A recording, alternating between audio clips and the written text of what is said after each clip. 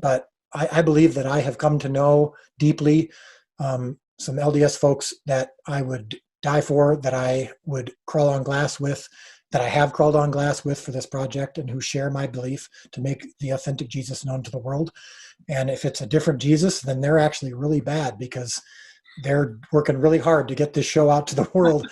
And so if it's part of some really big con, it's a really bad one, because All part we of are our all, plan. yeah, it would be, you're doing a really poor job of it. 'Cause, so much of my relationship with the LDS folks has been absolutely beautiful, and we've all been unified in the Jesus that I'm portraying.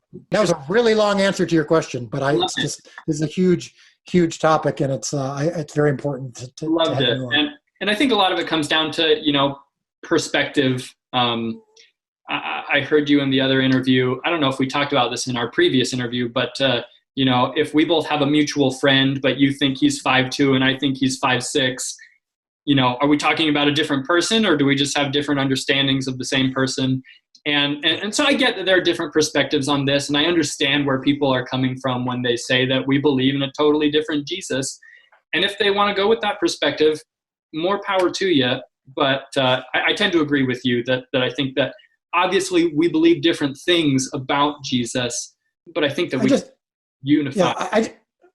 I'm sorry, I didn't mean to cut you off, but I personally think, I gotta be careful when I say this, but I personally think that the phrase "we believe in a different Jesus" is just intellectually simple.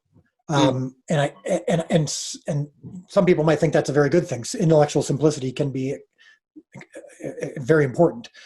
I just believe it's too simple. I personally believe that's too reductive of a sentence.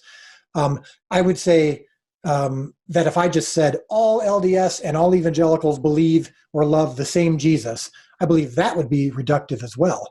I believe that you have to take it on a case-by-case basis and a person-by-person basis. And I think there are some people whose beliefs about Jesus are so extreme or so different that maybe it's fair to say, well, you just believe in a different Jesus.